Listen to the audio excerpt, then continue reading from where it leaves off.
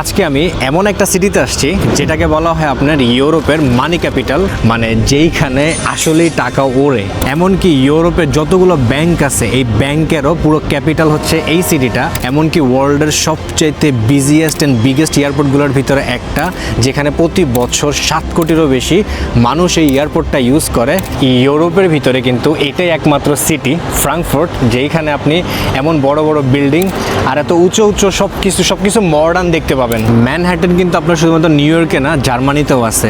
হ্যাঁ, আপনি হয়তো বা ঠিকই ধরতে পারছেন, আমি আসছি ইউরোপের ফাইন্যান্সিয়াল হাব, মানি হাব ফ্রাঙ্কফুর্টে। এই সিটিটা জার্মানি ওয়েস্টার্ন পার্ট অবস্থিত। আর আজকে আমি এই ফ্রাঙ্কফুর্ট সিটিটা ঘুরবো, এখানকার খাবার দাবার, সুন্দর সুন্দর জায়গাগুলো সব কিছু ঘুরবো আর আপনাদের সাথে শেয়ার করবো। So let's get started.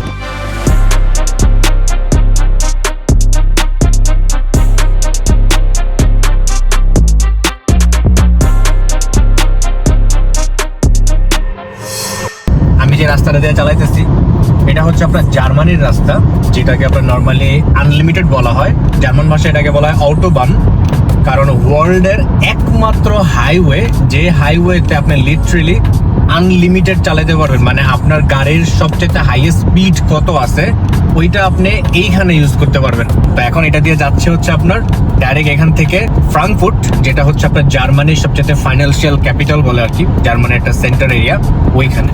Switzerland থেকে ড্রাইভ করে অলমোস্ট 4 ঘন্টা লেগে গেছে ফ্রাঙ্কফুর্টে আসতে। আর আমি আসছি ফ্রাঙ্কফুর্টের ওফেনবার্গ, একটা হোটেল নিচ্ছি এখানে। আর হোটেলটা অনেকটাই চিপ, 2 রাতের জন্য প্রাইস পড়ছে আপনার 90 ইউরো। আর হ্যাঁ, অনেকটাই ডিসেন্ট, অনেকটাই সুন্দর। তো এখন রাতের বাজে অলমোস্ট 12টা। কালকে সকালবেলায় যাচ্ছি সিটিটা পুরোটা ভিজিট করতে।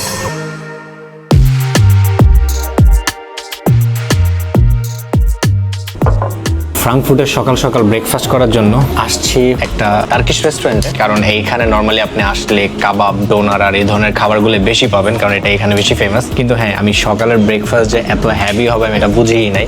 দেখেন কত বড়, এটাকে বলা হয় আপনার গোজলেমে।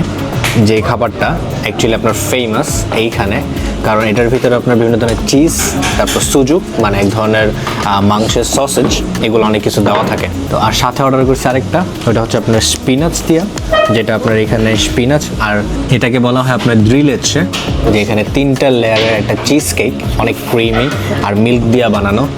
আর সাথে আছে টার্কিশ টি। তুর্কি আসি নাই, বাট পুরো তুর্কির ভাইবস। এখন এই ব্রেকফাস্টটা করব, তারপর যাচ্ছি নেক্সট জায়গাতে।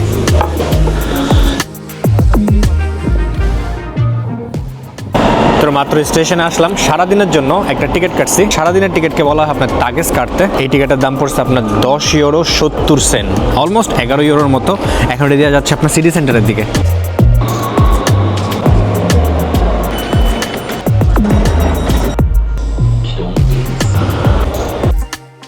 আমার পিছনে আপনি যে উঁচু উঁচু বিল্ডিংগুলো দেখতেছেন না, এগুলা প্রত্যেকটা বিল্ডিং হচ্ছে আপনার এখানকার মেইন ফাইন্যান্সিয়াল হাবের যে ব্যাংকগুলো আছে ওই ব্যাংকগুলা। এই জন্য এই জায়গাটা অনেকটাই বেশি ফেমাস। প্লাস এইখানে আপনার ইউরো ব্যাংক আছে, আর অলমোস্ট আপনার 200রও বেশি ব্যাংক কিন্তু আপনার এই ফ্রাঙ্কফুর্টে আছে।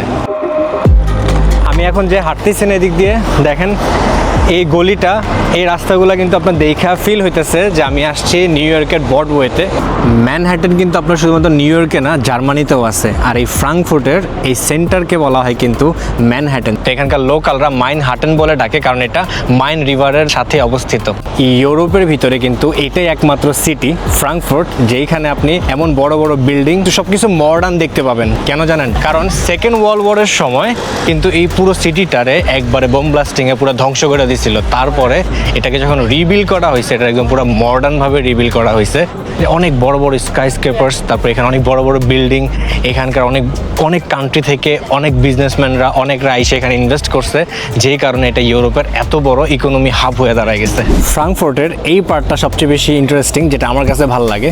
যেখানে বলা হয় যে মানে যখন ওল্ড মিটস নিউ, যে আপনি আমার পিছনে দেখতেছেন নতুন নতুন বিল্ডিং, সব স্কাইস্ক্রেপার্স। আর এই পাশে দেখেন কি সুন্দর ছোট্ট পুরাতন ওল্ড ডিজাইনের একটা বাসা, ক্যাসেল দেখা যাচ্ছে না? এইটার সম্পূর্ণ যে মিক্সটা আছে না, এই মিক্সের যে ভাইবসটা, এটা আপনি ফ্রাঙ্কফুর্ট আসলেই পাবেন। সিটিটা এতটাই মডার্ন যে এখানে আসলে অনেক টাইপের ফিউশন খাবার থেকে শুরু করে অথেন্টিক খাবার পর্যন্ত পাওয়া যায়। আমি শুনছি এখানে একটা কোরিয়ান রেস্টুরেন্ট আছে, যেখানে নাকি আপনার অনেক মজার মাচা পাওয়া যায়। তো যাচ্ছি এটা খাওয়ার জন্য, কারণ এখান থেকে একটা মাচা নিব, মাচা ড্রিঙ্ক করতে করতে আপনাদেরকে নিয়ে যাব এখানকার সবচেয়ে সুন্দর স্পটে, যেখান থেকে আপনার এখানকার বিখ্যাত মাইন রিভার আর স্কাইলাইন পর্যন্ত দেখা যায়।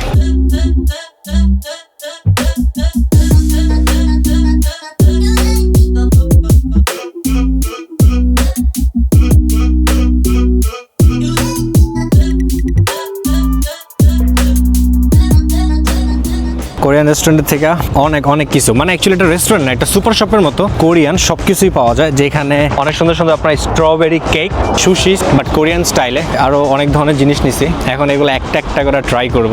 এটা হচ্ছে আপনার কোরিয়ান একটা স্যান্ডউইচ, দারুণ লাগতেছে দেখা, মিল্ক ক্রিম আর স্ট্রবেরি দেওয়া, দেখেন দারুণ না দেখতে, অনেক দারুণ। আর তারপর আসছে কোরিয়ান গিমবাপ, দেখছেন বিফ দিয়ে বানানো না, অনেক দারুণ। প্যাকেটগুলো না অনেক জোস, কিন্তু এগুলোর প্রাইস অনেক সস্তা, এখানে দেখলাম 4 ইউরো 3 ইউরো এরকম প্রাইসের, বাট দারুণ। ফাইনালি দিন শেষে এটা হচ্ছে আপনার মাচা, যেটা অ্যাকচুয়ালি খাওয়ার জন্য আসছে এখানে। ওয়াও, মাচাটা অনেক মজার।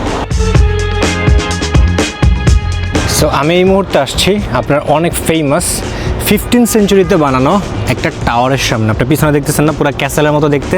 এই টাওয়ারটার নাম হচ্ছে আপনার এসেনহাইমার থোর, যেটা 15th সেঞ্চুরিতে বানানো হয়েছে, আর এখন পর্যন্ত আনটাচ টাওয়ার, যেটা এখন পর্যন্ত কোনো ধরনের রেস্টোরেশন আর কিছুই করা হয় নাই। এতটাই ফ্যাসিনেটিং না দেখতে, আমার কাছে অনেক দারুণ লাগতেছে। তো চলুন এখন এই মেট্রো স্টেশনটা ব্যবহার করে যাব নেক্সট জায়গাতে।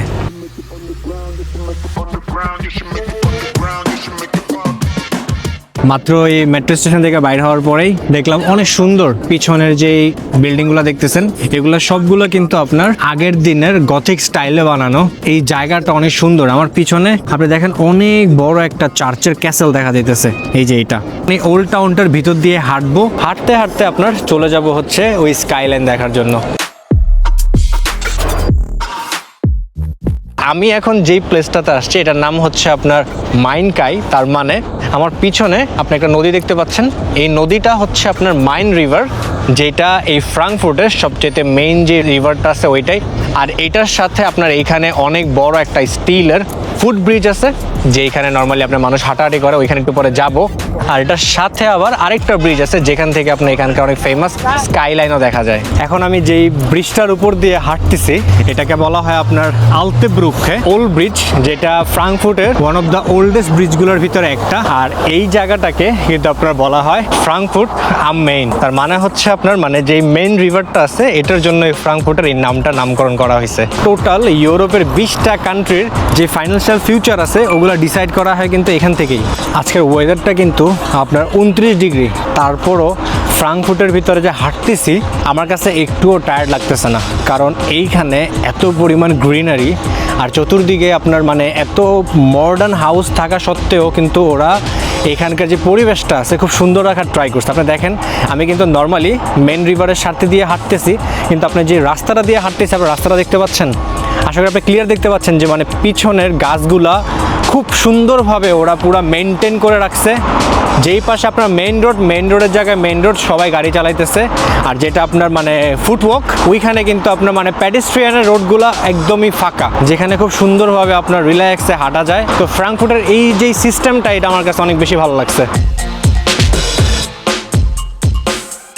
এখন দাঁড়ায় আছি আপনার ফ্রাঙ্কফুর্টের অনেকটাই ফেমাস যে ব্রিজটা আপনার পিছনে দেখতেছেন সম্পূর্ণ স্টিল দিয়ে বানানো। এই ব্রিজটার নাম হচ্ছে আপনার আয়রন ফুট ব্রিজ, কারণ জার্মান এটার নামটা আমার সঠিক মনে নাই, আপনারা এখানে লেখা দেখতে পাচ্ছেন। এই ব্রিজটা আপনার 1869-এ বিল্ড করা হয়, বাট সেকেন্ড ওয়ার্ল্ড ওয়ারের সময় এটা কিছু অংশটা আছে না বোমিংয়ের কারণে ভেঙে গেছিল, তারপরে এটা আবার 1946-এ রিবিল্ড করা হয়। আর এই জায়গা থেকে আপনার পিছনে স্কাইলাইন দেখার জন্য বেশিরভাগ মানুষ এখানে আসে।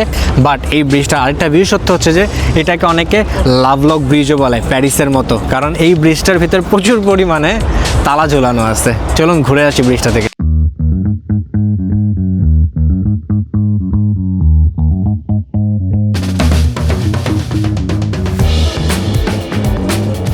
ব্রিজটা আসলে অনেক সুন্দর না, স্টিলের বানানো আর প্রচুর পরিমাণে এরকম দেখেন লাভ লক লাগানো, অনেক অনেক পরিমাণ।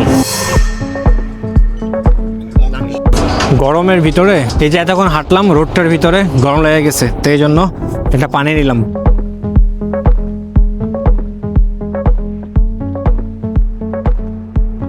আমি আসছি ওল্ড টাউনে, যেটা আপনার ফ্রাঙ্কফুর্টের রোমেসবার্গ নামে পরিচিত।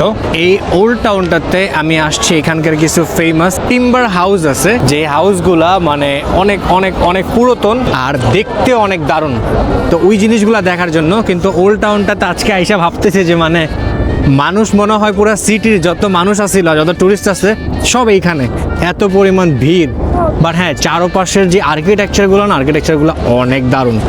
এই যে ম্যানহ্যাটন আছে, আই মিন ফ্রাঙ্কফুর্টের মাইনহ্যাটন, এই এরিয়াটা এতটাই দারুণ আর এতটাই সুন্দর যে চতুর্দিক থেকে এরকম চার্চের ঘন্টা বাজতেছে। পুরো জায়গাটাতে আজকে সারাদিন আমি যে কতটুকু ঘুরলাম, তো অনেক অনেক ভালো লাগলো এই money capital financial hub in Europe. আশা করি আপনাদেরকে অনেক কিছু দেখাইতে পারছি। তো যদি ভালো লাগে অবশ্যই লাইক, কমেন্ট আর সাবস্ক্রাইব করতে ভুলবেন না। দেখা হবে নতুন কোনো জায়গা বা নতুন কোনো কান্ট্রিতে। আর এক পর্যন্ত সবাই ভালো থাকবেন, টাটা।